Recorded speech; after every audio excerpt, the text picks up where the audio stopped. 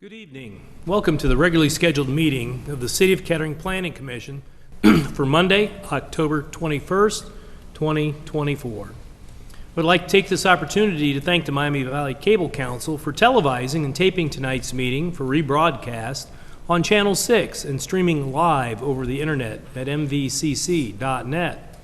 It will also be recorded and available for later viewing on mvcc.net. Since this meeting is both audio and videotaped to form a complete record for possible appeal to City Council and/or the courts, it is important that anyone who wishes to address the Commission will need to come to the lectern to speak into the microphone and give their name and address for the record. The Planning Commission is a volunteer independent body appointed by Council, whose mission is to hear all bodies involved and subsequently make a motion to approve, deny, continue, or recommend the application. All action by the Commission can be appealed to the City Council. At this time, I'd like to introduce members of the Planning Commission. On my far left, Ken Lackey, our Assistant Secretary. On my immediate left, Carol Fisher, the Secretary. Connie Gaw, who typically would sit to my left as a recording secretary, and she has an excused absence this evening. I'm Don Ruthman, the Chair. On my right is Troy Urbis, Vice Chair. And on his right is Ray Waskey, Commissioner. Member of staff present this evening is Ryan Homsey, City Planner. First item on the agenda this evening is the approval of the minutes from September 16th, 2024. Do we have any comments on the minutes as presented in our packets this evening? No. Seeing that, do I have a motion to approve? So moved. Do I have a second? Second. Mr. Homsey, would you call the roll, please? Ms. Fisher, Yes. Mr. Waskey, Yes. Mr. Lackey, Yes.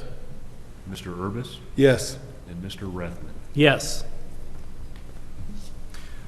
Second item on the agenda here is a zoning code amendment relating to the requirement for amending pattern district designations. It is PC-24-012, updates and clarifications. Mr. Homsey. Thank you, Chairman. This is a somewhat unique item on the agenda. After the public hearing we held at this meeting on September 16th, we had a question come from our legal team relating to some of the wording on the proposed amendment. And so tonight we're bringing a slight modification of that recommended motion forward. I'll explain what the differences are a little bit further through my presentation. And the changes are really intended to make it clear that if you're requesting a pattern district change from one of our traditionally non-residential pattern districts to one of the residential pattern districts, that the underlying zoning designation either needs to be one of our residential districts or that designation needs to be sought at the same time as the change in the pattern district. And through discussions with our legal team, it was determined this is more of a clarification, so this is not a public hearing. But that's the only change the only update and clarification in the item this evening. So just to give a quick recap of the overall code amendment that was talked about at the meeting on the 16th, what this amendment does is it modifies the criteria for amending pattern district designations. The main change is that it would allow properties to be changed from the neighborhood, village heights, or estate pattern districts, which predominantly are residential in nature, to non-residential pattern districts without the property in question being contiguous to the requested pattern district. The way the code is written now, if you want to modify a neighborhood pattern district to suburban, which is one of our more commercial pattern districts, it needs to be contiguous with that pattern district, which doesn't make a lot of sense because pattern districts in our code do not regulate the permitted uses. They only regulate design. And the residential pattern districts that I went over a second ago have less stringent standards than like suburban or suburban service. So if someone wants to change a neighborhood pattern district property to suburban, it actually makes the standards stricter in terms of design. I can't think of a scenario where someone would try to do that.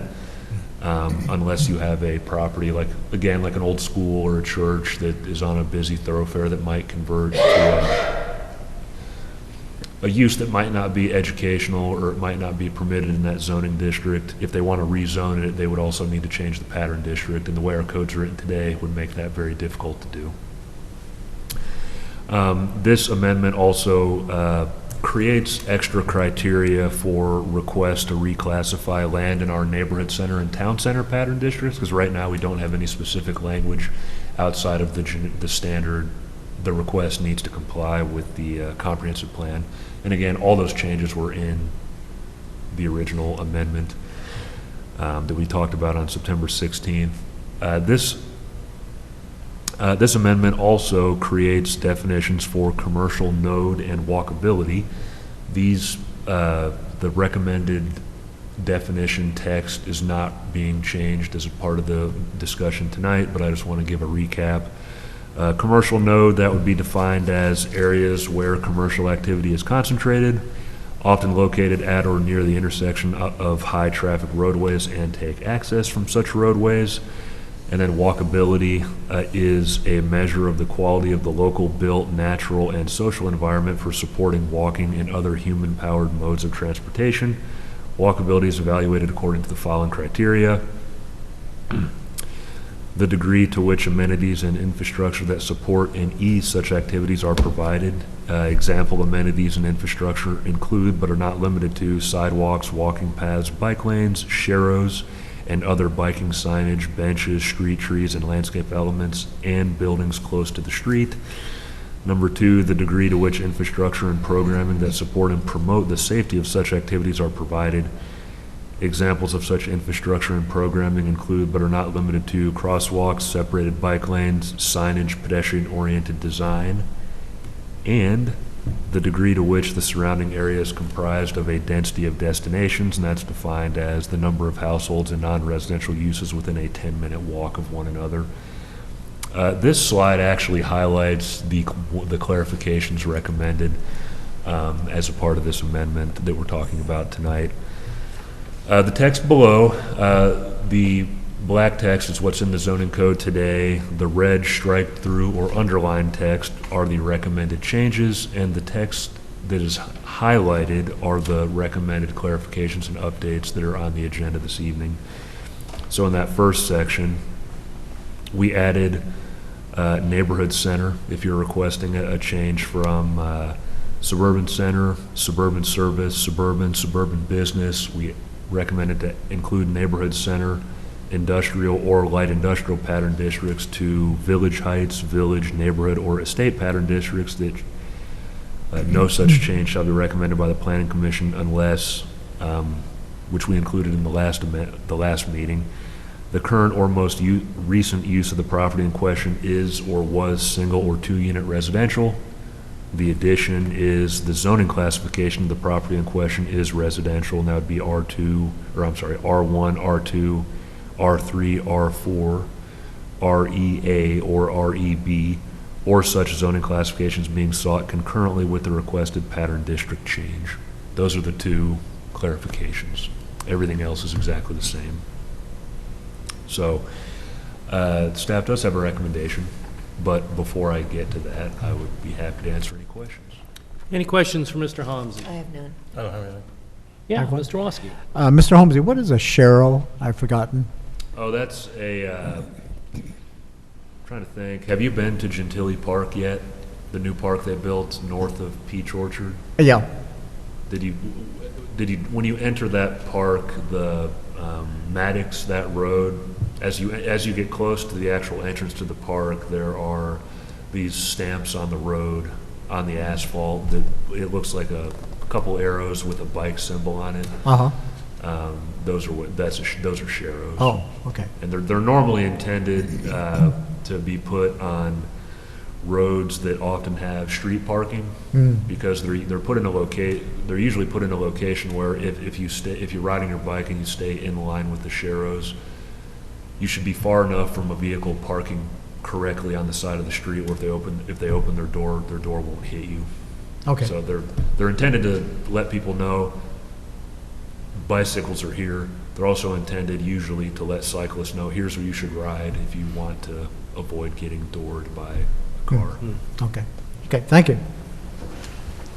All right, I have no questions, so do we have a recommendation?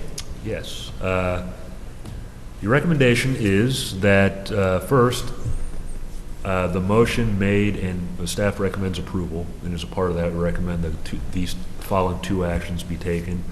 Number one, the motion made and passed on case number PC-24-012 regarding a recommendation to City Council for the approval of zoning code text amendments at the September 16th, 2024 Planning Commission meeting be rescinded.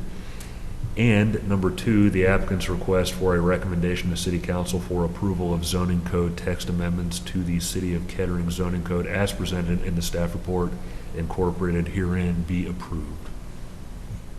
All right, any comments on the recommended motion? Seeing this is not a public hearing, Ms. Fisher, I believe you have the motion. I have the motion. It's a zoning code update, zoning code text amendment. Whereas an application has been received from Tom Robillard, Director of the Planning and Development Department of the City of Kettering, Ohio, requesting approval of zoning code text amendments to amend selected portions of the City of Kettering zoning code. And whereas the Planning Commission has reviewed the facts surrounding this request, including an oral and written report by city staff, which is incorporated herein, and held a public hearing on September 16th, 2024, and whereas the city staff provided an update on this matter and requested the language in the proposed zoning code amendment be updated and clarified at the October 21st, 2024 Planning Commission meeting. And whereas this request constitutes approval of a recommendation to Kettering City Council to amend selected portions of the City of Kettering zoning code as presented by staff within their staff report and oral presentation. And whereas the Planning Commission adopts the findings of fact presented by staff in their staff report, which is incorporated into this motion, I move that the following actions be taken. 1, the motion made and passed on case PC-24-12 regarding a recommendation to City Council for the approval of zoning code text amendments at the September 16, 2024 Planning Commission meeting be rescinded. And 2, the applicant's request for a recommendation to City Council for approval of zoning code text amendments to the City of Kettering zoning code be presented in the staff report incorporated herein be approved. End of motion. Do I have a second? Second. Any discussion on the motion?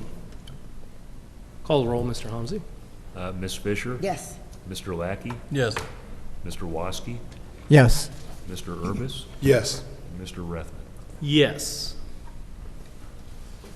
All right, next item on the agenda is new business. It is a lot split for 1621, 1625, and 1629 Prosser Avenue / Calvary Cemetery. It is PC-24-013.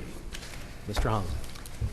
Thank you, Chairman. I just noticed on the agenda, that should say it's a replat rather than a lot split. This is a somewhat complicated item only because it involves a very old part of town and several different properties which have unique utilities crisscrossing them. But at the same time, it's also somewhat simple. So on the screen now is an aerial image of the property of the properties in question. Cavalry Cemetery owns the westernmost parcel on Prosser here and the 3 easternmost parcels that front South Dixie. This office building has been demolished. This aerial image is from 2022, and that was torn down within the last year, and the associated parking areas have been removed, so that's now just a vacant field with some trees planted on it. and then there's 3 remaining homes that are owned by individual property owners. Again, that office building has been torn down. So on the screen now is the existing lot lines. There is a existing 10-foot wide storm utility easement here. And the request involves Cavalry Cemetery for the purposes of just increasing the buffers along the edge of their property. They have no intention of expanding the actual cemetery use into this area. If they did, it would take a separate conditional use permit. So they want to acquire portions of those 3 properties along Prosser and combine them with the lots they already own.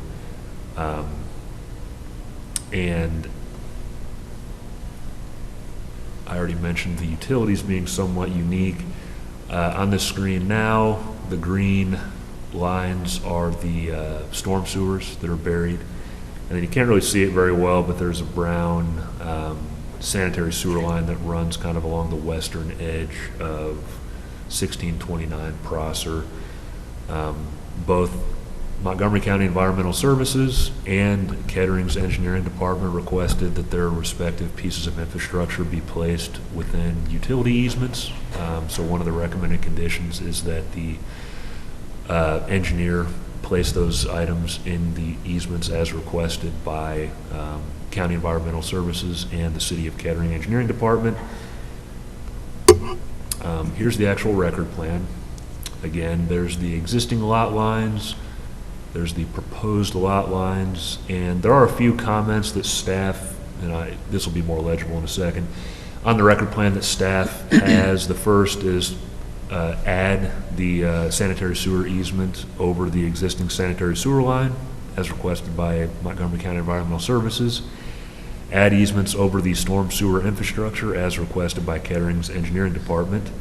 There's one plat that surrounds this replat. We just want them to add, we usually prefer that they include that actually on the map itself. Really simple condition for record keeping purposes. There's a spelling error for the word cemetery right there.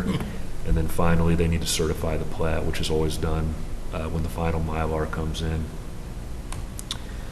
So the review that the staff did, minimum lot sizes, all of the existing lots and the proposed lots will meet the minimum lot sizes for their respective zoning districts. There are a few lots, 2 of the residential lots on Prosser have non-conforming frontages, but they're not worsening that non-conformity, so that's okay, and they're not changing the frontage either. The easternmost residential property is zoned office, and that property is actually, I meant to point that out here, this property right here is actually, that frontage is being widened to become conforming with this minimum lot frontage for the office zoning district. And when it comes to contents of a final plat and the subdivision regulations, I already mentioned they need to add the easements that were requested by the County Environmental Services and the City Engineering Department, show the recorded adjoining plats, and then add the certification and correct the spelling error. So with that, staff does have a recommendation, but before I get to that, I would be happy to answer any questions. Any questions for Mr. Homsey? I have none. No. Yeah. So, Mr. Holmes, a question for you. On the property that they would maintain that they have no current or expected use of that, it would require a conditional use permit if something wanted to come up, correct? Yeah, if they were to expand the actual cemetery use into that area, it would require a conditional use permit to be approved because it's a conditional use in that zoning district. Okay, so no matter what they do, they have to go through some type of conditional use request. Not necessarily no matter what, you're talking like, What can they do now without a conditional use request? they could, well, the western part of that property is zoned residential, so they could build a house. Okay. The eastern part is zoned office, so they could build an office building or put a house there too. Okay. Potentially an apartment building on that office zoned piece. It'd be hard to fit the needed parking on there, but So there are some permitted uses they had to come before us, correct? Yeah. Well, some of them, like for a house, no. They could build a house with just getting a zoning permit and meeting the Yeah, we setbacks. wouldn't need to come to us, correct? Right. Yeah, that's That's correct.